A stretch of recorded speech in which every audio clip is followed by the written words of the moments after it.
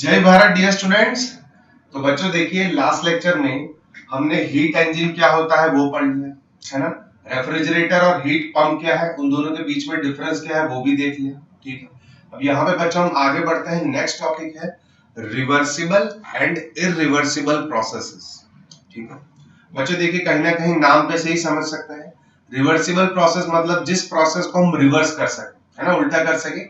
और irreversible process मतलब जिस प्रोसेस को बच्चों हम रिवर्स नहीं कर सकते। इसको अगर हम प्रॉपर्ली देखें डेफिनेशन तो क्या लिखा हुआ है, देखिए रिवर्सिबल प्रोसेस अ थर्मोडायनेमिक प्रोसेस। अब बच्चों देखिए, थर्मोडायनेमिक प्रोसेस मान लेते हैं कोई एक प्रोसेस है, वो इनिशियल स्टेट आई से फाइनल स्टेट एफ तक पहुंच रहा है। ठीक है, a thermodynamic process is reversible if the process can be turned back such that both the system and surroundings return to their original states with no other change anywhere else in the universe। बच्चों देखिए ये क्या कह रहा है, ये statement अगर इसको मैं फिगर से आपको एक्सप्लेन करूं, रिवर्सिबल प्रोसेस हम किसे कहते हैं। मान लेते हैं बच्चों को एक प्रोसेस हो रहा है ना, थर्मोडायनेमिक प्रोसेस हो रहा है, उसको हम पीवी डायग्राम पे दिखा रहे हैं, प्रेशर एंड वॉल्यूम। ठीक है, प्रेशर एंड वॉल्यूम। इस एक्सेस पे प्रेशर P ले लेते हैं और यहाँ पे कोई एक वॉल्यूम V ले लेते हैं। मान लेते हैं बच्चों इनिशियल स्टेट I है। इनिशियल स्टेट कौन सा है, जैसे हम देख पा रहे हैं यहाँ पे ये I है। I मतलब यहाँ पे initial pressure PI, initial volume VI। अब बच्चों ये कुछ प्रोसेस हो रहा है जिससे कि ये प्रोसेस इस तरीके से हो रहा है और फाइनल स्टेट यहाँ कहीं पे पहुंच रहा है, ऐसा मान लेते हैं। ठीक है, ये फाइनल स्टेट है। फाइनल स्टेट पे प्रेशर P फाइनल और इसी तरीके से वॉल्यूम भी V फाइनल। ठीक है, तो ये प्रोसेस बच्चों यहां से गया यहां से यहां तक। ठीक है, तो देखिए आप यहाँ पे इस प्रोसेस में ग्रेजुअली वॉल्यूम बढ़ रहा है। बच्चों आप देख सकते हैं इनिशियल से फाइनल स्टेट पे जैसे जैसे जा रहे हैं, तो आप देख सकते हैं इनिशियल से फाइनल स्टेट तक वॉल्यूम जो है वो ग्रेजुअली बढ़ रहा है और प्रेशर जो है बच्चों वहां पे वो धीरे धीरे कम हो रहा है। अगर इसी प्रोसेस को हम रिवर्स करें, धीरे धीरे वॉल्यूम जो है वो कम कर रहे हैं, है ना, वॉल्यूम कम कर रहे हैं। तो अगर यही पाथ ये प्रोसेस फॉलो कर रहा है, ठीक है, इनिशियल से फाइनल बच्चों मान लेते हैं पाथ ए पे पहुंचा। ठीक है, धीरे धीरे वॉल्यूम कम कर रहे हैं सिस्टम का, तो अगर यही पाथ फिर से फॉलो हो रहा है ना, सेम पाथ बच्चों इसी पाथ पे फॉलो करते करते अगर हम यहाँ पे पहुंच रहे हैं, तो वो प्रोसेस बच्चों हो जाएगा रिवर्सिबल प्रोसेस, है ना। इंटरमीडिएट जो स्टेट्स है, इंटरमीडिएट जो थर्मोडायनेमिक स्टेट्स जो है ना, ओरिजिनल स्टेट जो भी आई से लेके अब तक बीच में जो भी स्टेट है, अगर हम प्रोसेस रिवर्स कर पा रहे हैं, बीच में जो भी इंटरमीडिएट स्टेट थे वो एज इट इज अगर हम अचीव कर पा रहे हैं, तो उस केस में बच्चों वो प्रोसेस कौन सा हो जाएगा, रिवर्सिबल प्रोसेस, है ना। अब बच्चों देखिए रिवर्सिबल प्रोसेस होने की कंडीशन क्या क्या है। सबसे पहला तो बच्चों को क्वासिस्टैटिक, क्वासिस्टैटिक मतलब बच्चों बहुत स्लो, क्वासिस्टैटिक मतलब इनफाइनाइटली स्लो, बहुत स्लो प्रोसेस होना चाहिए। ठीक है, बहुत स्लो प्रोसेस होना चाहिए, तभी बच्चों वो क्या है, इक्विलिब्रियम अचीव कर पाएगा, है ना, एट एवरी स्टेज। ये चीज बच्चों हम पढ़ चुके हैं क्वासिस्टैटिक प्रोसेस में। दूसरा जो डिसिपिएटिव इफेक्ट्स होती है, जैसे कि फ्रिक्शन, है ना, जैसे हमारे पास कोई एक सिस्टम है उसमें फ्रिक्शन एब्सेंट होना चाहिए। विस्कोसिटी, अगर कोई फ्लूइड है, ठीक है, फ्लूइड है तो बच्चों फ्लूइड के लेयर्स के बीच में, है ना, वहां पे विस्कोसिटी भी एब्सेंट होना चाहिए। विस्कोसिटी बच्चों क्या है, फ्लूइड के दो लेयर के बीच में कहीं ना कहीं एक तरीके से रेजिस्टिव फोर्स ही है, तो ये विस्कोसिटी भी एब्सेंट होना चाहिए सिस्टम के अंदर। ठीक है, तो ये दो बच्चों कंडीशन वहां पे सेटिस्फाई होनी चाहिए, तभी वो रिवर्सिबल प्रोसेस बन सकता है। ठीक है, अब बच्चों देखिए ये चीज हमें मालूम है, क्वासिस्टैटिक प्रोसेस जो है वो एक आइडियल हाइपोथिएटिकल प्रोसेस है ना, हाइपोथिएटिकल प्रोसेस है। तो आप समझ सकते हैं बच्चों रिवर्सिबल प्रोसेस भी एग्जैक्टली अचीव करना वो बच्चों नियरली हमारे लिए इम्पॉसिबल है ना। परफेक्टली रिवर्सिबल प्रोसेस अगर हम अचीव करना चाहें तो वो बच्चों इम्पॉसिबल है। उसका रीजन है हम फ्रिक्शन को अवॉइड नहीं कर सकते, कहीं ना कहीं विस्कोसिटी होगा। अगर हम गैस ले ले, है ना, गैस ले ले तो गैस के केस में भी बच्चों उसके लेयर के बीच में कुछ ना कुछ रेजिस्टेंस होगा। हम क्वासिस्टैटिक प्रोसेस खुद से नहीं बना सकते। तो ये सारे जो रीजन है उनकी वजह से बच्चों परफेक्टली रिवर्सिबल प्रोसेस जो है हम उसको अचीव नहीं कर सकते। ठीक है, इसके कुछ एग्जांपल ले लें, है ना, रिवर्सिबल प्रोसेस तो किसे किसे कह सकते हैं, जैसे इनफाइनाइटली स्लो कंप्रेशन, इनफाइनाइटली ठीक है, slow compression, slow compression, of slow compression और एक्सपांशन, हम ऐसा लिखते हैं ना, slow compression and expansion of ideal gas. ठीक है, ये एक एग्जांपल हो गया। ठीक है, इनफाइनाइटली स्लो मतलब क्वासिस्टैटिक, जो पॉसिबल नहीं है, बट हम दिखाना चाहें भाई इस प्रोसेस के एग्जांपल कौन से होंगे, तो गैस को हम बहुत स्लोली उसको कंप्रेस या फिर एक्सपैंड कर रहे हैं, है ना, तो उस केस में बच्चों वो प्रोसेस वहां पे रिवर्सिबल होगा। ठीक है, इसी तरीके से दूसरा अगर एग्जांपल बताऊं, ठीक है, तो प्रोसेस ऑफ, जैसे बच्चों ग्रेजुअल कंप्रेशन हम करते हैं ना, ग्रेजुअल, ठीक है, ग्रेजुअल कंप्रेशन और एक्सपांशन ऑफ इलास्टिक स्प्रिंग, है ना, ग्रेजुअल कंप्रेशन और एक्सपांशन ऑफ इलास्टिक स्प्रिंग। बच्चों जो हमें मालूम है स्प्रिंग, हम ठीक है, हमें मालूम है उसका कंस्ट्रक्शन बच्चों किस तरीके से होता है। अगर उस स्प्रिंग को बच्चों हम ग्रेजुअली कंप्रेस कर रहे हैं, बच्चों देखिए ग्रेजुअल है, सडन कंप्रेशन या फिर सडन एक्सपांशन वो बच्चों रिवर्सिबल प्रोसेस नहीं कहलाया जाएगा। अगर बच्चों हम उस स्प्रिंग को ग्रेजुअली कंप्रेस या फिर ग्रेजुअली एक्सपैंड कर रहे हैं, तो उस केस में वो प्रोसेस जो है वो नियरली रिवर्सिबल होगा, है ना, वो प्रोसेस जो है बच्चों एक तरीके से नियरली रिवर्सिबल प्रोसेस होता है। ठीक है, तो ये बच्चों कुछ एग्जांपल हो गए। ठीक है, इसी तरीके से बच्चों दूसरा है इरिवर्सिबल प्रोसेस। बच्चों इरिवर्सिबल प्रोसेस किसे कहेंगे, any process which can't be retraced. जैसे हमने यहाँ पे देखा इनिशियल से फाइनल स्टेट के बीच में बच्चों जो इंटरमीडिएट स्टेट थे, अगर फाइनल से इनिशियल तक बच्चों उसी स्टेट के थ्रू अगर हम रिट्रेस कर पा रहे हैं तो ये रिवर्सिबल प्रोसेस था। अगर बच्चों यही पाथ हम रिट्रेस नहीं कर पा रहे हैं, है ना, any process which can't be retraced in the reverse direction exactly is called as irreversible processes, है ना। अब बच्चों देखिए इरिवर्सिबल प्रोसेसेस जो है उनके होने का रीजन क्या है, जो हमने यहाँ पे बताया, फ्रिक्शन एंड विस्कोसिटी, है ना। कोई भी अगर हम प्रोसेस ले लें तो उसमें फ्रिक्शन, विस्कोसिटी, इन सब चीजों को हम अवॉइड नहीं कर सकते। इसलिए बच्चों प्रैक्टिकल लाइफ में हम जो भी प्रोसेसेस देखते हैं वो एक्चुअली में कहीं ना कहीं इरिवर्सिबल ही होती हैं ऑलमोस्ट। तो बच्चों इरिवर्सिबल प्रोसेसेस का एग्जांपल अगर मैं बताऊं तो, ठीक है, डिफ्यूजन ऑफ गैसेस, अगर यहाँ पे हम ले ले एग्जांपल, तो डिफ्यूजन ऑफ टू गैसेस, है ना, डिफ्यूजन ऑफ गैसेस, ठीक है, ये एक एग्जांपल हो गया। सडन एक्सपांशन या फिर कंप्रेशन ऑफ गैस, देखिए यहाँ पे इनफाइनाइटली स्लो कंप्रेशन और एक्सपांशन था, अगर हम यहाँ पे ऐसे लिख दें सडन एक्सपांशन और कंप्रेशन ऑफ आइडियल गैस, ठीक है, of a gas, ideal gas में सिर्फ अगर गैस लिख दें तो ये भी बच्चों यहाँ पे एक तरीके से इरिवर्सिबल प्रोसेस हो जाएगा, है ना। दो गैस हैं बच्चों, हमने एक कंटेनर ले लिया, हमने क्या किया है, ये एग्जांपल क्या कह रहा है, डिफ्यूजन ऑफ गैसेस। जैसे हमने बच्चों एक कंटेनर ले लिया, एक कंटेनर है, इसमें बच्चों पार्टीशन थे, पार्टीशन ए और पार्टीशन बी, ठीक है, इसमें गैस ए है, इसमें गैस ए है, इसमें गैस बी है। यहाँ पे अगर इन दोनों के बीच का पार्टीशन हम रिमूव कर दें, अगर ये पार्टीशन रिमूव कर दें तो बच्चों इन दोनों का कुछ ना कुछ मिक्सचर बन जाएगा, है ना, इन दोनों का बच्चों कुछ ना कुछ मिक्सचर हो जाएगा। फिर उस प्रोसेस को बच्चों वहां पे रिवर्स करना हमारे लिए पॉसिबल नहीं है, तो वो इरिवर्सिबल प्रोसेस हो जाएगा, है ना, डिफ्यूजन ऑफ गैसेस। इसी तरीके से सडन एक्सपांशन और कंप्रेशन जो है वो भी बच्चों इरिवर्सिबल प्रोसेस है। ठीक है, आगे बढ़ते हैं बच्चों, नेक्स्ट टॉपिक है कार्नोट इंजन। तो बच्चों देखिए एक फ्रेंच इंजीनियर थे जिनका नाम था सैडी कार्नोट। तो उन्होंने क्या किया बच्चों, एक रिवर्सिबल हीट इंजन डिजाइन करके बताया, ठीक है, एक रिवर्सिबल हीट इंजन डिजाइन करके बताया।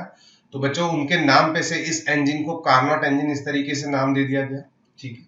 अब बच्चों ये जो इंजन उन्होंने डिजाइन करके बताया था वो बच्चों एक प्योरली हाइपोथिएटिकल इंजन था, है ना, हाइपोथिएटिकल मतलब एक्चुअल में बच्चों ऐसा इंजन बनाना पॉसिबल नहीं है, ठीक है, प्योरली एक हाइपोथिएटिकल या फिर हम ऐसा कहते हैं ये एक आइडियल इंजन था, ठीक है, ये बच्चों एक आइडियल इंजन है। तो ऐसा इंजन बच्चों हम एक्चुअल में नहीं बना सकते, तो फिर भी बच्चों हम इसे यहाँ पे स्टडी क्यों कर रहे हैं, ये इंजन प्योरली हाइपोथिएटिकल हम बना नहीं सकते उसको एक्चुअल में, फिर भी बच्चों यहाँ पे उसको स्टडी क्यों कर रहे हैं, उसका इतना इंपॉर्टेंस क्यों है, ठीक है, वो थोड़ा सा समझ लेते हैं।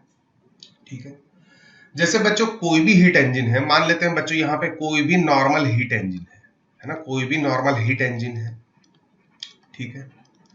अगर वो हीट इंजन दो टेम्परेचर के बीच में ऑपरेट कर रहा है, एक मैक्सिमम टेम्परेचर होगा कुछ ना कुछ, है ना, एक मैक्सिमम टेम्परेचर होगा, दूसरा कुछ ना कुछ मिनिमम टेम्परेचर होगा, ठीक है, दूसरा कुछ मिनिमम टेम्परेचर होगा।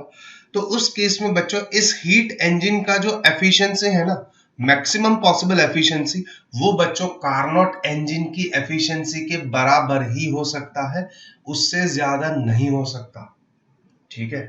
मतलब मैं क्या कहना चाह रहा हूं, जैसे सेम टेम्परेचर पे अगर कार्नोट इंजन है ना, सेम टेम्परेचर कार्नोट इंजन, ठीक है, हम यहां पे ऐसा ले रहे हैं कार्नोट इंजन, ठीक है, same temperature limits, T maximum यहां पे जो था वही सेम टेम्परेचर यहां पे है ना, मिनिमम टेम्परेचर जो था वो यहां पे ही है, ठीक है, इस तरीके से। तो कार्नोट इंजन में हम टी मैक्स और टी मिनिमम यहां पे कुछ ले रहे हैं, और इस केस में एफिशिएंसी जो इंजन का निकल रहा है वो मान लेते हैं 70% है। कितना है? 70% है। तो बच्चों ये मैक्सिमम पॉसिबल एफिशिएंसी हो गया। बच्चों कोई भी अगर हम हीट इंजन ले ले और वो हीट इंजन बच्चों इन दो टेम्परेचर्स के बीच में ऑपरेट कर रहा है, टी मैक्सिमम और मिनिमम, मान लेते हैं यहाँ पे टी मैक्सिमम कुछ 200 डिग्री सेंटीग्रेड है ना, 200 डिग्री सेंटीग्रेड है, और यहाँ पे टी मिनिमम कुछ मान लेते हैं 50 डिग्री सेंटीग्रेड है। अगर इस पे ऑपरेट कर रहा है और कार्नोट इंजन का एफिशिएंसी हमने कैलकुलेट किया 70% निकला, और वही सेम टेम्परेचर पे अगर दूसरा कोई हीट इंजन ले रहे हैं ना, मैक्सिमम 200 डिग्री सेंटीग्रेड और यहाँ पे ये 50 डिग्री सेंटीग्रेड, तो इस केस में बच्चों इस एक्चुअल हीट इंजन का जो प्रैक्टिकली हम यूज करते हैं उसका जो एफिशिएंसी है ना, ठीक है, इसका एफिशिएंसी जो है वो हमेशा लेस देन कार्नोट इंजन का जो एफिशिएंसी होगा वही होगा, ठीक है। तो कार्नोट इंजन बच्चों एक आइडियल इंजन है। कार्नोट इंजन हमें क्या दिखा देता है, अगर कोई एक हीट इंजन दो टेम्परेचर्स के बीच में ऑपरेट कर रहा है, मिनिमम और मैक्सिमम, तो उस केस में मैक्सिमम पॉसिबल एफिशिएंसी हम कितना अचीव कर सकते हैं, ठीक है, वो चीज हमें दिखा रहा है, ठीक है। तो बच्चों यहाँ पे थोड़ा बहुत कंस्ट्रक्शन समझ लेते हैं, है ना, कार्नोट इंजन कैसे होता है, तो इसका थोड़ा बहुत यहाँ पे बच्चों कंस्ट्रक्शन समझ लेते हैं। एक छोटा सा क्लिप है, इसको हम स्टेप बाय स्टेप देखते जाएंगे। अब बच्चों देखिए, सबसे पहले आप जो देख पा रहे हो यहाँ पे, है ना, व्हाइट कलर का एक तरीके से स्टैंड जैसी चीज दिख रही है, तो ये यहाँ पे एक इंसुलेटिंग स्टैंड है। इसमें पार्ट कौन कौन से हैं वो देख लेते हैं सबसे पहले। आप देख पा रहे हैं बच्चों, ये एक नॉन कंडक्टिंग स्टैंड मतलब इंसुलेटिंग स्टैंड, इसमें से कोई भी हीट पास नहीं हो सकती,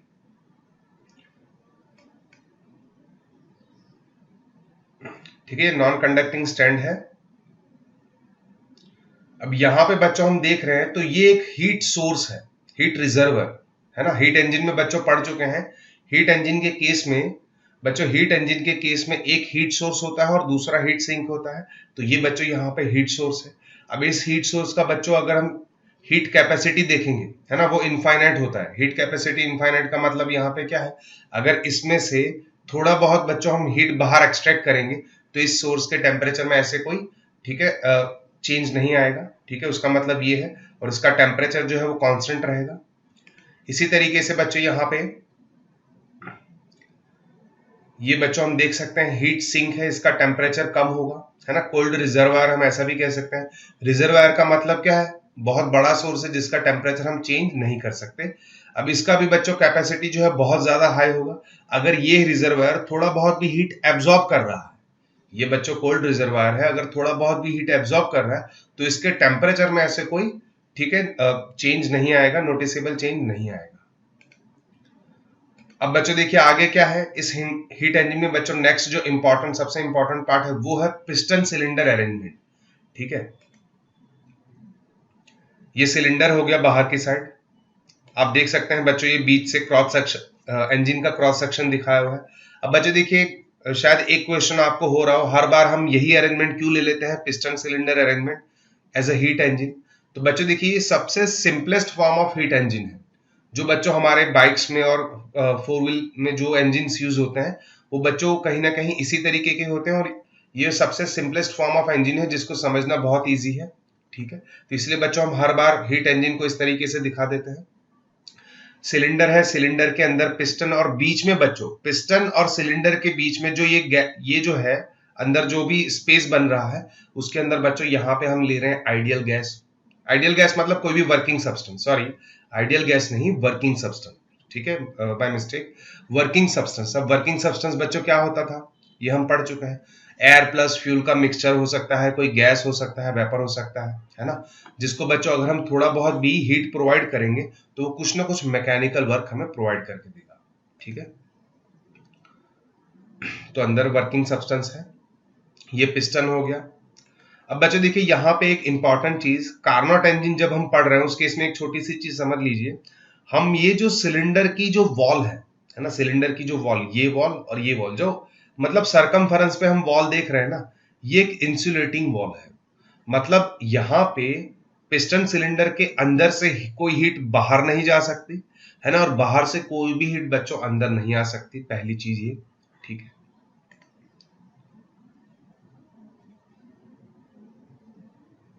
अब बच्चों यहाँ पे ये जो बेस है इस पिस्टन सिलेंडर अरेंजमेंट का, ये जो बेस है, ये बेस बच्चों यहाँ पे कंडक्टिंग है ना, ये चीज याद रख लीजिए।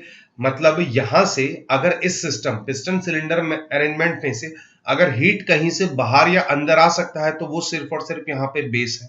ठीक है, तो बेस बच्चों यहाँ पे कंडक्टिंग है, इतना ध्यान में रख लीजिए, है ना।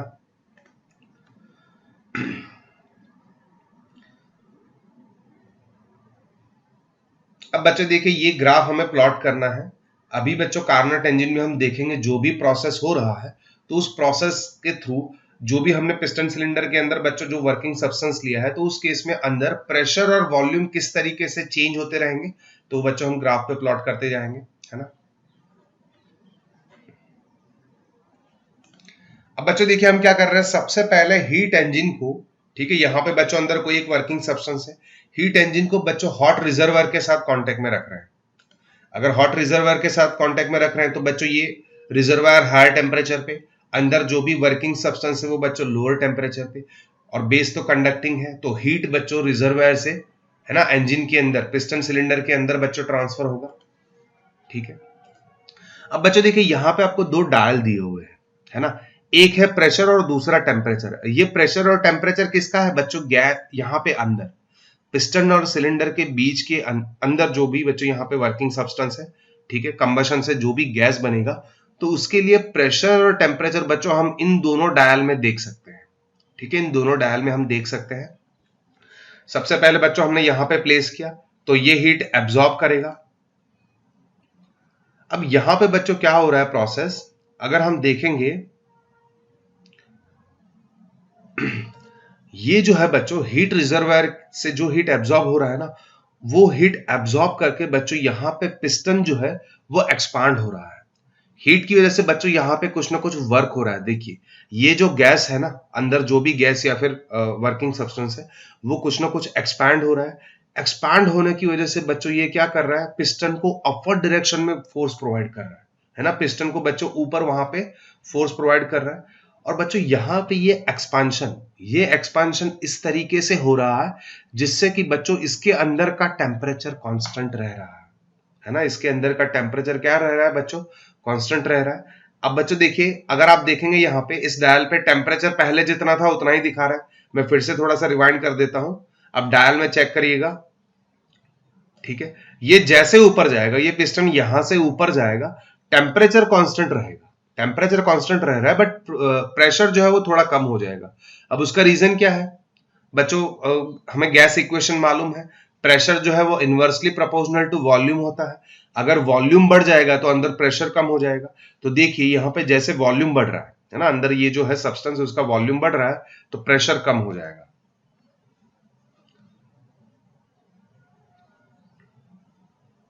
आप देख सकते हैं बच्चों यहाँ पे इस डायल पे प्रेशर कम हो रहा है जबकि टेम्परेचर कांस्टेंट रहा, और ये गैस यहाँ पे एक्सपांड हो रहा है। तो ये इस प्रोसेस को बच्चों हम कहते हैं आइसोथर्मल एक्सपांशन।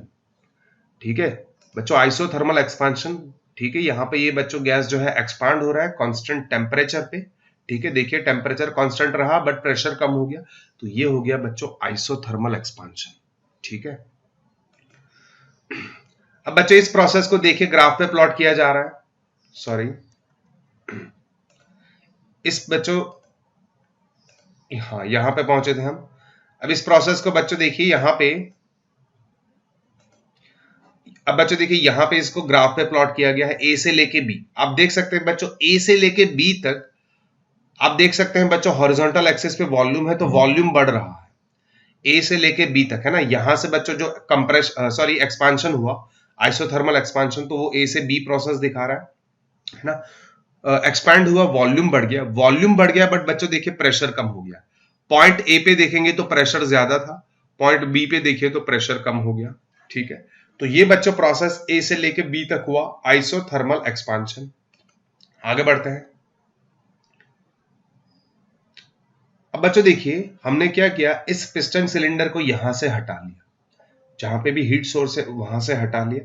अब हम कहां पे रख रहे हैं उसको, इंसुलेटिंग स्टैंड जो है बच्चों, ये जो व्हाइट कलर का आपको दिख रहा है ना यहाँ पे, ये जो व्हाइट कलर का बच्चों हम देख पा रहे हैं यहाँ पे एक अरेंजमेंट है, वो स्टैंड है और ये इंसुलेटिंग स्टैंड है, मतलब इसके अंदर हीट नहीं जा सकती, ठीक है। अब यहाँ पे जो पिस्टन सिलेंडर अरेंजमेंट है तो बच्चों बेस से कोई भी हीट ट्रांसफर नहीं होगा, क्यों, क्योंकि नीचे बच्चों अब इंसुलेटिंग मटेरियल है, ठीक है। तो यहां पे बच्चों क्या हो रहा है, गैस जो है बच्चों फर्दर एक्सपैंड हो रहा है यहाँ पे, है ना बच्चों। यहां पे अगर हम देखेंगे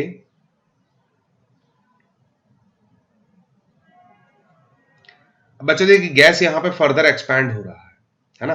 पहले आइसोथर्मली एक्सपैंड हुआ, टेम्परेचर कांस्टेंट रह रहा था, उसके बाद बच्चों हमने एक इंसुलेटिंग स्टैंड के साथ कांटेक्ट में रख दिया, ठीक है, और ये और भी एक्सपैंड हो रहा है। अब बच्चों देखिए यहाँ पे जैसे एक्सपैंड हो रहा है ना तो उसका टेम्परेचर भी कम हो रहा है। आप इस डायल पे देखिए, पहले टेम्परेचर यहाँ कहीं पे था, टेम्परेचर कम हो गया और ये बच्चों और भी एक्सपैंड हो रहा है। एक्सपैंड होगा तो वॉल्यूम बढ़ गया, प्रेशर और भी कम हो जाएगा, है ना। अब यहाँ पे देखिए बाहर से कोई हीट सोर्स नहीं है, जैसे यहाँ पे था, है ना, यहाँ पे बच्चों हीट सोर्स था, यहाँ पे कोई हीट सोर्स नहीं है कि उसके टेम्परेचर को कांस्टेंट रख सके। तो बच्चों यहाँ पे इसका प्रेशर कम हो गया और टेम्परेचर भी बच्चों कम हो गया, ठीक है। और बच्चों इस प्रोसेस में देखिए कहीं से भी हीट ट्रांसफर अब पॉसिबल नहीं है। ये जो साइड वॉल्स है ना सिलेंडर की, ये जो साइड वॉल्स है वो तो मैंने बता दिया पहले ही इंसुलेटिंग वॉल है। अब बेस बच्चों कंडक्टिंग है, बेस भले ही कंडक्टिंग है बट नीचे बच्चों इंसुलेटिंग स्टैंड है। तो बच्चों इस प्रोसेस में कोई भी हीट ट्रांसफर या ठीक है हीट इंटरेक्शन नहीं हो रहा, तो ये बच्चों हो जाएगा एडियाबेटिक प्रोसेस, है ना। एडियाबेटिक प्रोसेस में हम पढ़ चुके हैं कोई भी बच्चों हीट इंटरेक्शन नहीं होता। तो यहाँ पे बच्चों ये एक्सपांड हो रहा है और एडियाबेटिक प्रोसेस है, इसीलिए बच्चों हम इसे कह देंगे एडियाबेटिक एक्सपांशन, ठीक है। इसे बच्चों हम क्या कह देंगे, एडियाबेटिक एक्सपांशन, ठीक है। लिखा हुआ है देखिए adiabatic expansion, no exchange of heat, है ना, इस प्रोसेस में, ठीक है। यहाँ पे जो थोड़ा बहुत फर्दर एक्सपांशन हुआ। अब बच्चों यही सेम चीज आपको यहाँ पे देखिए पीवी डायग्राम पे बताई हुई है, बी से लेके सी। आप देख सकते हैं बच्चों बी से लेके सी तक वॉल्यूम और भी बढ़ रहा है, बी से लेके सी तक बच्चों वॉल्यूम और भी बढ़ रहा है। जैसे वॉल्यूम बढ़ रहा है बच्चों वैसे प्रेशर कम हो रहा है। तो ये बच्चों ए से लेके सी तक बच्चों कंप्रेशन प्रोसेस एक्सपांशन प्रोसेस हुआ, है ना। ए से लेके सी तक बच्चों एक्सपांशन प्रोसेस हुआ, है ना। दो प्रोसेस है, ए से बी बच्चों आइसोथर्मली एक्सपैंड हो रहा है, बी से लेके सी बच्चों एडियाबेटिकली एक्सपैंड हो रहा है ना। आगे बढ़ते हैं। अब बच्चों देखिए कंप्रेशन प्रोसेस स्टार्ट होगा। अब बच्चों क्या होगा, कंप्रेशन प्रोसेस। अब हमने क्या किया, इस पिस्टन सिलेंडर को किसके साथ कांटेक्ट में रख दिया, हीट सिंक के साथ, ठीक है। अब बच्चों देखिए यहाँ पे जो है इंजन के अंदर जो भी गैस है उसका बच्चों टेम्परेचर है जो है वो बच्चों थोड़ा बहुत ज्यादा है एज कंपेयर टू सिंक, है ना, क्योंकि हमने पहले से इसको कुछ ना कुछ हीट प्रोवाइड करके रखा था। तो अब बच्चों देखिए यहाँ पे क्या होगा, पिस्टन को बच्चों नीचे हमें फोर्स प्रोवाइड करना पड़ेगा। अब हम क्या कर रहे हैं, इसको कंप्रेस कर रहे हैं, पिस्टन से बच्चों इसको हम कंप्रेस कर रहे हैं। अब जैसे कंप्रेस कर रहे हैं तो बच्चों गैस को हम बहुत ज्यादा कंप्रेस करते हैं ना, तो उसका बच्चों टेम्परेचर थोड़ा बहुत बढ़ सकता है ना, वहां पे बढ़ना चाहेगा क्योंकि वहां पे कुछ ना कुछ हीट जनरेट होगी। बट यहाँ पे आप देख सकते हैं बच्चों ये पिस्टन सिलेंडर का बेस देखिए, बेस तो कंडक्टिंग है और ये बेस किसके साथ कांटेक्ट में है बच्चों, हीट सिंक के साथ। तो यहाँ पे हीट जो है कंप्रेशन की वजह से बच्चों जो हीट यहाँ पे जनरेट हो रहा है वो बच्चों हीट सिंक में ट्रांसफर हो जाएगा। हम कंप्रेस कर रहे हैं बट इसके अंदर बच्चों जो भी गैस है ना, जो भी बच्चों से वर्किंग सब्सटेंस है उसका हम टेम्परेचर कांस्टेंट रख रहे हैं। तो ये प्रोसेस हो जाएगा बच्चों isothermal compression process. Temperature constant रख रहे हैं, जो भी एडिशनल हीट जनरेट हो रही है वो बच्चों यहाँ पे नीचे ट्रांसफर होती जा रही है। तो ये बच्चों प्रोसेस हो जाएगा आइसोथर्मल कंप्रेशन प्रोसेस, है ना। आप देखेंगे अभी नोटेशन दिया जाएगा, ठीक है। तो ये प्रोसेस है बच्चों isothermal compression at constant temperature. अब यही प्रोसेस बच्चों देखिए यहाँ पे दिखा गया है सी से डी। अब बच्चों देखिए हम कंप्रेस कर रहे हैं तो वॉल्यूम क्या कम होगा, सी से लेकर डी तक पहुंच रहे हैं तो देखिए वॉल्यूम कम हो गया। अब बच्चों जैसे देखिए जैसे वॉल्यूम कम होगा वैसे प्रेशर बढ़ेगा, सी से लेकर डी तक जा रहे हैं तो बच्चों आपको आइडियल गैस इक्वेशन मालूम है ना, प्रेशर और वॉल्यूम दोनों इनवर्सली प्रोपोर्शनल में है, अगर वॉल्यूम कम हुआ तो प्रेशर बढ़ जाएगा। ठीक है, तो ये बच्चों हुआ आइसोथर्मल कंप्रेशन। और बच्चों देखिए फिर से हमने क्या किया, इस पिस्टन सिलेंडर को फिर से इंसुलेटिंग स्टैंड के साथ कांटेक्ट में और फर्दर इसको कंप्रेस करेंगे। अब बच्चों देखिए यहां पे जब हम कंप्रेस कर रहे हैं, देखिए अब यहां पे जब हमने इसको फर्दर कंप्रेस किया तो इसके अंदर गैस जो है इसका टेम्परेचर बढ़ गया। उसका रीजन क्या है, अंदर कुछ ना कुछ हीट जनरेट हो रही है। अब ये हीट जो है बच्चों बाहर नहीं निकल पा रही। क्यों नहीं निकल पा रही, क्योंकि नीचे इंसुलेटिंग मटेरियल है, तो उसकी वजह से बच्चों देखिए अंदर टेम्परेचर बढ़ गया, जो बच्चों रेडिश कलर से हम देख पा रहे हैं। अब इसके कॉरस्पॉन्डिंग बच्चों प्रेशर, टेम्परेचर, ये सब चीजें आप इस डायल पे ऑब्जर्व कर सकते हैं, है ना। ठीक है, तो ये बच्चों प्रोसेस हो जाएगा एडियाबेटिक कंप्रेशन, क्योंकि यहां पे बच्चों कहीं पे भी हीट बाहर नहीं निकल पा रहा। ठीक है, देखिए क्या लिखा हुआ, नो एक्सचेंज ऑफ हीट, और ये कंप्रेस हो रहा है। तो बच्चों फाइनल प्रोसेस जो है, ठीक है, अगर इस पीवी डायग्राम पे देखेंगे, ठीक है, तो बच्चों देखिए ये फाइनल प्रोसेस D2A है ना, D2A तक हम पहुंचे इसको कंप्रेस करते करते, तो फाइनली बच्चों हम पहुंच गए A पे। मतलब जहां से बच्चों हमने प्रोसेस स्टार्ट किया था वहां पे ही पहुंच जा रहे हैं हम, है ना। तो बच्चों ये प्रोसेस एक साइक्लिक प्रोसेस है ना। ये बच्चों प्रोसेस जो है कार्नोट इंजन बच्चों एक साइक्लिक प्रोसेस पे काम करता है। ठीक है, और बच्चों ये जो साइकिल बनता है इसे हम कहते हैं कार्नोट साइकिल। ये जो बच्चों साइकिल बना पीवी डायग्राम पे, इस साइकिल को हम क्या कहते हैं, कार्नोट साइकिल। तो बच्चों इस कार्नोट साइकिल के लिए, या फिर हम ऐसा कह दें कार्नोट इंजन के लिए, एफिशिएंसी का बच्चों हम इक्वेशन डिराइव करने जा रहे हैं, है ना। कार्नोट इंजन के केस में उसका एफिशिएंसी कितना होगा वो बच्चों हम डिराइव करने जा रहे हैं। ठीक है, तो बच्चों देखिए इस फिगर में हम कार्नोट साइकिल देख सकते हैं, है ना, जो बच्चों हमने जस्ट अभी अभी प्लॉट किया था। तो आप देख सकते हैं बच्चों यहाँ पे डिफरेंट प्रोसेसेस। अगर यहाँ पे बच्चों इन स्टेट को नाम दे दें, बच्चों ये स्टेट 1 है ना, ये स्टेट 1, ये स्टेट 2, 1 से लेके 2 बच्चों आइसोथर्मली एक्सपांशन हो रहा है, 2 के बाद बच्चों यहाँ पे 3, ठीक है, और यहाँ पे ये 4। अब बच्चों इन चारों स्टेट पे देखिए जो यहाँ पे वेरिएबल है प्रेशर, वॉल्यूम और टेम्परेचर, उन सबका वैल्यू दिया हुआ है। ठीक है, तो यहाँ पे बच्चों देखिए हमें किसके लिए एक्सप्रेशन डिराइव करना है, एफिशिएंसी के लिए। तो एफिशिएंसी बच्चों हम कैसे लिखते हैं, जैसे कोई भी इंजन है तो उसके लिए हम एफिशिएंसी कैसे लिखते हैं, आउटपुट बच्चों हमें क्या प्रोवाइड करेगा इंजन, कुछ ना कुछ वर्क W, और बच्चों इनपुट हम क्या प्रोवाइड करेंगे, कुछ ना कुछ हीट, है ना, हीट सोर्स से बच्चों जो हीट प्रोवाइड करेंगे। तो बच्चों एफिशिएंसी हो जाएगा यहाँ पे work done divided by heat supply. तो बच्चों इस साइकिल में नेट वर्क डन हमें कितना मिल रहा है वो हमें सबसे पहले निकालना होगा।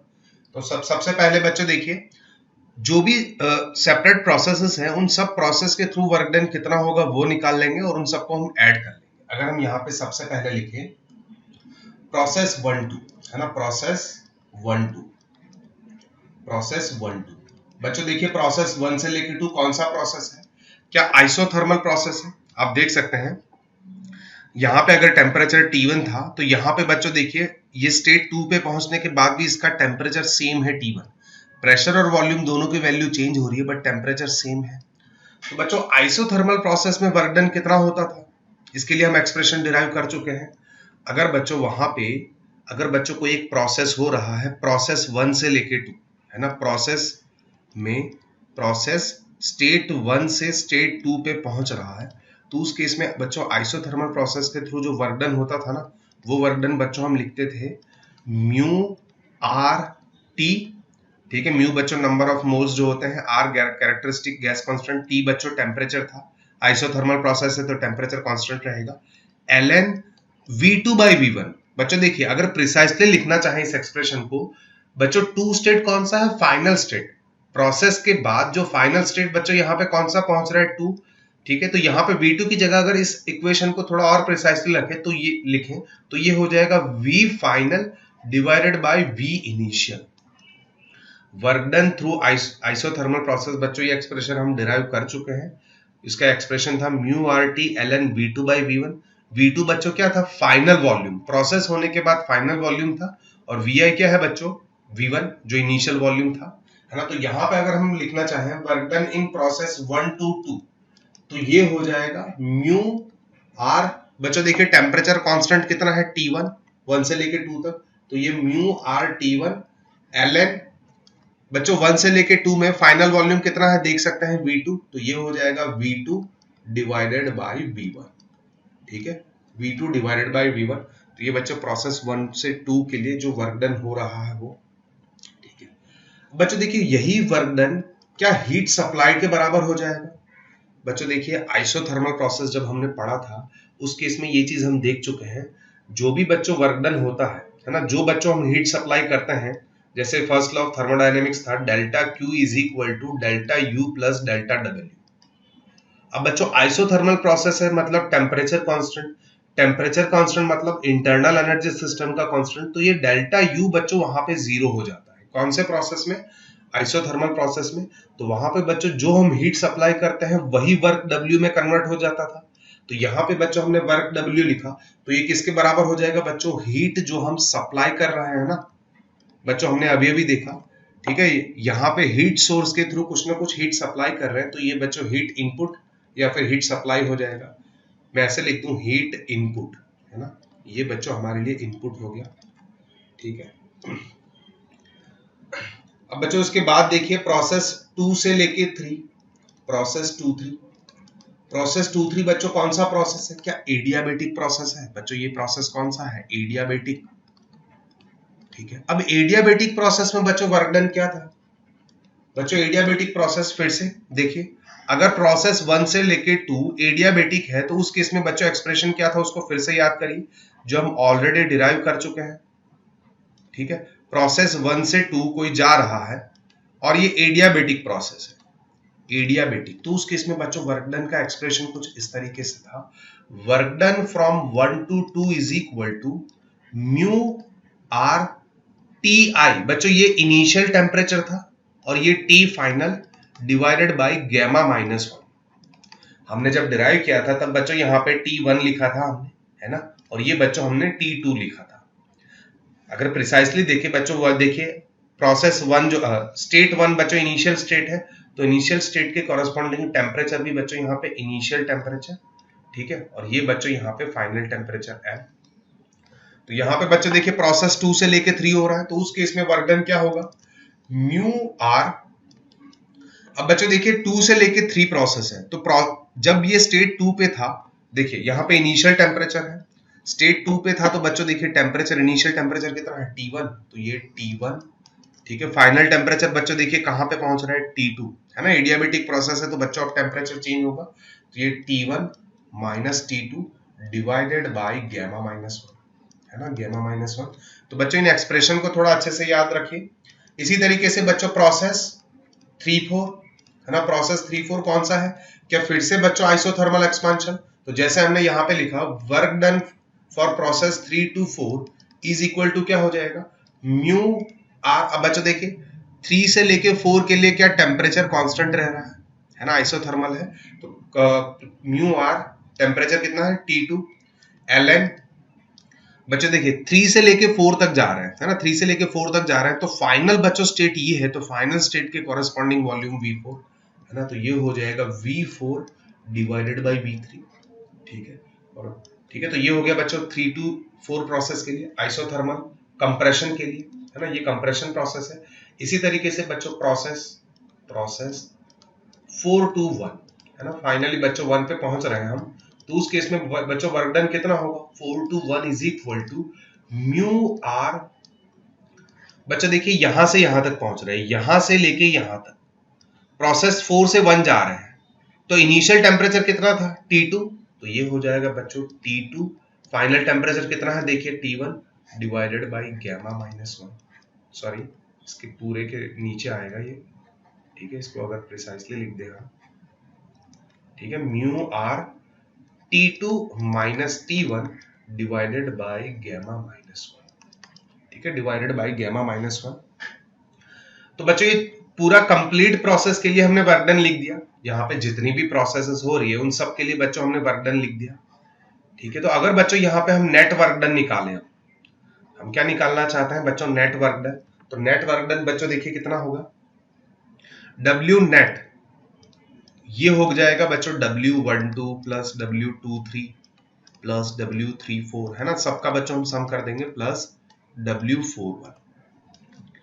अब बच्चों देखिए W23 इन दोनों को ऑब्जर्व करिए, क्या ये बच्चों दोनों जो है, अगर आप देखेंगे यहाँ पे बच्चों, यहाँ पे अगर मैं माइनस बाहर निकाल लूं, अगर W41 में मैं माइनस बाहर निकाल लूं तो ये बच्चों T1 माइनस T2 हो जाएगा। तो उस केस में बच्चों ये टर्म और ये टर्म सेम हो जाएंगे, है ना। तो ये दो टर्म बच्चों एक दूसरे को कैंसिल कर रहे हैं, आप देख सकते हैं बच्चों W23 इज इक्वल टू, ठीक है, माइनस ऑफ W41 है ना बच्चों। देखिए ये जो दोनों है, यहाँ पे T1 माइनस T2 है, यहाँ पे T2 माइनस T1 है। अगर हम यहाँ पे सारे बच्चों एक्सप्रेशन में लिख रहे हैं और यहाँ से मैं माइनस कॉमन निकाल लूंगा तो ये दोनों टर्म सेम हो जाएंगे, है ना, दोनों टर्म सेम हो जाएंगे और साइन बीच में माइनस आ जाएगा, तो दोनों एक दूसरे को कैंसिल कर देंगे। तो यहाँ पे बच्चों देखिए इन दोनों का सम 0 है ना, इन दोनों का सम बच्चों 0 हो रहा है, इसलिए हम इन दोनों को निकाल देते हैं। W12 देखिए क्या है, mu are T1 ln V2 by V1, ठीक है, प्लस W34 बच्चों W34 क्या है देखिए, mu R T2 ln V4 by V3, ठीक है, V4 बाई V3, ये है V4 बाई V3। तो बच्चों अगर हमें लिखना है एफिशिएंसी, ठीक है बच्चों, अगर हमें लिखना है एफिशिएंसी, तो एफिशिएंसी का फॉर्मूला क्या है, क्या efficiency is equal to net work done W net divided by बच्चों हम जो हीट सप्लाई कर रहे हैं वो, है ना, हीट इनपुट, ठीक है, हीट इनपुट, ठीक है।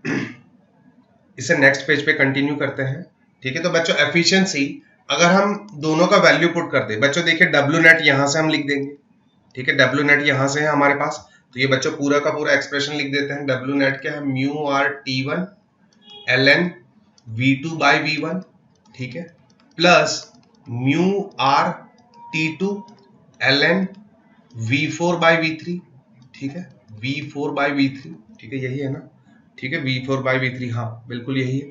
और बच्चों यहाँ पे Q1 क्या हो जाएगा, Q1 बच्चों इसके बराबर हो जाएगा, ठीक है, Q1 हो जाएगा mu R T1 ln V2 by V1, ठीक है, mu are T1 ln V2 by V1। अब बच्चों देखिए यहाँ पे ये डिनोमिनेटर है, अगर दोनों के लिए हम सेपरेट कर दे, दोनों को सेपरेट कर दे तो ये एक्सप्रेशन हो जाएगा 1 प्लस, अब देख सकते हैं बच्चों ये टर्म ये और ये बच्चों दोनों सेम ही है, तो ये हो जाएगा 1 plus mu R T2 ln V4 by V3 divided by, ठीक है, ये हो जाएगा mu R T1 ln V2 by V1, ठीक है, ln V2 बाई V1, ठीक है। तो ये एफिशिएंसी का हमें ये एक्सप्रेशन मिला। इसे बच्चों यहीं पे ही अभी के लिए इस एक्सप्रेशन को यहीं पे रख देते हैं, इसको एक्सप्रेशन नंबर 1 बोल देते हैं, ठीक है। अब बच्चों देखिए प्रोसेस 1 से 2 कौन सा प्रोसेस है, क्या आइसोथर्मल प्रोसेस है। तो आइसोथर्मल प्रोसेस के लिए हम क्या लिख सकते हैं, उसका गवर्निंग इक्वेशन, क्या P1V1 is equal to P2V2 लिख सकते हैं।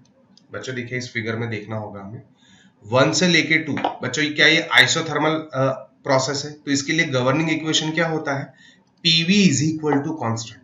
ये चीज बच्चों हम पढ़ चुके हैं जब हमने आइसोथर्मल प्रोसेस पढ़ा था, PV is equal to constant. तो बच्चों इन दोनों स्टेट के लिए मैं ये लिख सकता हूँ P1V1 is equal to P2V2।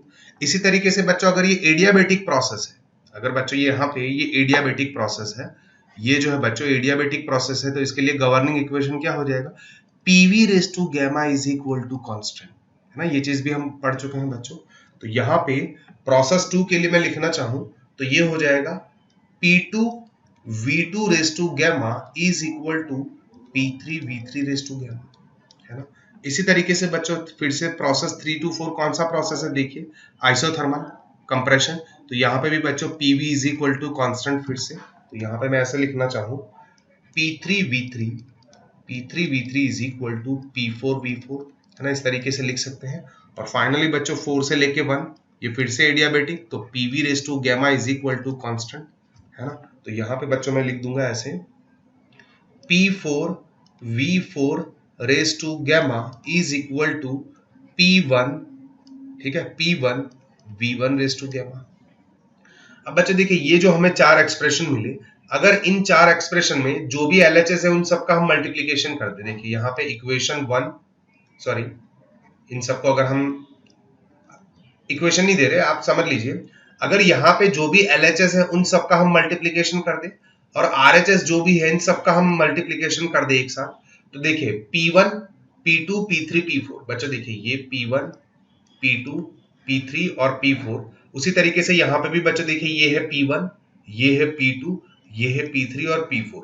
तो LHS का मल्टीप्लीकेशन करेंगे और RHS का मल्टीप्लीकेशन करेंगे, तो P1 P2 P3 P4 बच्चों दोनों साइड कैंसिल हो जाएंगे। तो हमारा एक्सप्रेशन क्या बचेगा, सिर्फ और सिर्फ वॉल्यूम वाले टर्म बचेंगे। तो इसको मैं यहाँ पे अगर ऐसे लिखूं, देखिए ठीक है, यहाँ पे बच्चों देखिए इसमें क्या है V1, ठीक है, V1, यहाँ पे क्या बच गया V2 रेस टू गैमा, ठीक है, यहाँ पे बच्चों देखिए ये क्या है V3, ठीक है, ये है V3 और फाइनली है V4 रेस टू गैमा। ठीक है बच्चों, ये जो टर्म्स है P1 से लेके P4 ये कैंसिल हो जा रहा है, तो ये V1 है ना, ये V1, ठीक है, ये वाला, ये V2 रेस टू गैमा है ना, ये जो है वो, ठीक है, इसी तरीके से V3 और V4 रेस टू गैमा। इसी तरीके से राइट हैंड साइड लिख दें तो देखिए क्या है V2, ये क्या है V3 raise to gamma, V3 raise to gamma, ठीक है, और यहाँ पे है ये V4 और फाइनली है V1 रेस टू गैमा, ठीक है। अब बच्चों देखिए यहाँ पे अगर इस V2 को, बच्चों इस V2 को हम इस साइड ले आ रहे हैं, अब देखिए अब एक्सप्रेशन कैसे बनेगा, ठीक है, इस V2 को हम इस साइड ले आ रहे हैं, तो V2 का पावर यहाँ पे क्या है +1, इस साइड ले आ जाएंगे, डिनोमिनेटर में आ जाएगा, और V2 का यहाँ पे पावर गैमा है, तो यहाँ पे क्या हो जाएगा V2 रेस टू गैमा -1 है ना, इसको हम इस साइड ले आए, ठीक है। इसी तरीके से देखिए यहाँ पे क्या बनेगा V4 है और यहाँ पे भी V4 है, V4 को भी इस साइड ले आ रहे हैं, तो ये हो जाएगा V4 इंटू गैमा -1 है ना, इस V4 को यहाँ पे डिनोमिनेटर में ले आए, ठीक है। तो यहाँ पे बच्चों देखिए अब यहाँ पे V3 रेस टू गैमा है ना, V3 रेस टू गैमा है और यहाँ पे V3, अगर इसको हम इस साइड ले आए डिनोमिनेटर में, तो ये हो जाएगा V3 रेस टू गैमा -1। इसी तरीके से देखिए V1 रेस टू गैमा है, अगर इस V1 को हम इस साइड ले आए, इस V1 को बच्चों हम राइट हैंड साइड ले जाएंगे, डिनोमिनेटर में चला जाएगा, ठीक है, तो ये हो जाएगा V1 रेस टू गैमा -1 है ना। तो बच्चों देखिए यहाँ पे एक्सप्रेशन किस तरीके से बन रहा है, अगर इसको मैं लेफ्ट हैंड साइड ले जाऊं, ये जो है इसको हम बच्चों इस साइड ले जा रहे हैं, और बच्चों ये जो है V4 जो है V4 रेस टू गैमा -1, इसको हम ले जा रहे हैं इस साइड, तो एक्सप्रेशन क्या बन रहा है V2 divided by V1 raise to gamma -1 is equal to V3 by V4 raise to gamma -1 है ना। तो बच्चों देखिए ये कब पॉसिबल है, बच्चों देखिए दोनों का पावर सेम है, यहाँ पे भी गैमा -1, यहाँ पे भी गैमा -1 है ना। तो इसका मतलब क्या हुआ, इस पे से बच्चों हम क्या कंक्लूड कर सकते हैं, क्या V2 by V1 is equal to क्या V3 बाई V4, क्या V3 बाई V4, ठीक है। अब बच्चों देखिए यहाँ पे ln V2 बाई V1 है, देखिए ये V2 बाई V1 रेशियो है, ठीक है, यहाँ पे भी ये ln V2 बाई V1 है, ठीक है, ये V2 बाई V1 है। अब यहाँ पे V4 बाई V3 है। अब बच्चों देखिए लॉग के केस में हमें मालूम है, अगर हम ऐसा लिख रहे हैं log A बाई B, ठीक है, तो बच्चों इसके बराबर हम ऐसा लिख सकते हैं, ठीक है, minus log B by A है ना, इसके बराबर बच्चों हम ऐसा लिख सकते हैं, अगर लॉग की प्रॉपर्टीज आपको अच्छे से मालूम है, ठीक है, log A बाई B, तो बच्चों log A minus log B हो जाएगा, log B बाई A तो log B minus log A हो जाएगा, हमने बाहर माइनस लिख दिया, तो बच्चों ये दोनों एक्सप्रेशन यहाँ पे सेम हो जाते हैं, है ना, log के केस में। अब यहाँ पे log V4 बाई V3 है, अगर मुझे यहाँ पे V3 बाई V4 लिखना है, अगर मुझे लिखना है यहाँ पे V3 डिवाइडेड बाई V4, अगर मैं ऐसा लिख रहा हूं तो बच्चों हमें यहाँ पे माइनस बाहर निकालना पड़ेगा, है ना। हमने क्या किया देखिए फिर से बच्चों, देखिए ये इनिशियली V4 और ये V3 है, ठीक है, ये V4 और V3 है, मैं रेशियो बच्चों वहां पे, ठीक है, उल्टाना चाहता हूं, अगर V3 बाई V4 लिखना चाहे लॉग के केस में, यहाँ पे, ठीक है, ये 3 कर दें और यहाँ पे ये जो है वो 4 कर दें, तो यहाँ पे बच्चों माइनस बाहर निकालना होगा और उस माइनस को हम बाहर ले लेते हैं यहाँ पे, ठीक है, उस माइनस को हम ले लेते हैं बाहर यहाँ पे। अब बच्चों देखिए यहाँ पे क्या V2 by V1 is equal to V3 by V4 है, क्या बच्चों V2 by V1 is equal to V3 by V4 है। ln V3 बाई V4 बच्चों इस टर्म को देखिए, इस टर्म को देखिए और यहाँ पे नीचे इस टर्म को देखिए। क्या बच्चों ये दोनों सेम हो जाएंगे, V3 बाई V4 और V2 बाई V1 ये दोनों रेशियो तो सेम ही है ना, तो ये दोनों वैल्यू बच्चों यहाँ पे कैंसिल हो जाएंगी, है ना। ये कैंसिल हो गई, ये कैंसिल हो गई। म्यू बच्चों कांस्टेंट और यहाँ पे ये म्यू कांस्टेंट कैंसिल, ये आर कांस्टेंट, ये आर कांस्टेंट, ये कांस्टेंट, ये कैंसिल। तो फाइनली बच्चों बचा क्या, T2 बाई T1। अगर यहाँ पे हम फाइनल एक्सप्रेशन लिखें एफिशिएंसी तो ये हो जाएगा 1 माइनस यहाँ पे ऊपर क्या बचा, सिर्फ और सिर्फ T2, है ना बच्चों। ये बचा T2 और ये बच्चों यहाँ पे बच गया T1, है ना। तो ये बच्चों है final expression in case of Carnot engine. ये बच्चों क्या है, कार्नोट इंजन के केस में फाइनल एफिशिएंसी। ठीक है, आप बच्चों यहाँ पे देख सकते हैं दो ही टेम्परेचर है। T2 बच्चों यहाँ पे लोअर टेम्परेचर है, ये बच्चों यहाँ पे लोअर टेम्परेचर होता है हमेशा, और T1 जो है बच्चों जो डिनोमिनेटर में है ये बच्चों हमेशा हायर टेम्परेचर होगा। तो यहाँ पे आप ऐसे भी लिख सकते हो इस इक्वेशन को, efficiency is equal to 1 minus TL by TH। TL का मतलब क्या है, लोअर टेम्परेचर। आप अगर न्यूमेरिकल में देखेंगे आपको एक लोअर टेम्परेचर दिया हुआ है, एक हायर टेम्परेचर दिया हुआ है, तो आप एक्सप्रेशन को इस तरीके से याद रखेंगे तो बच्चों थोड़ा बहुत इजी होगा आपके लिए।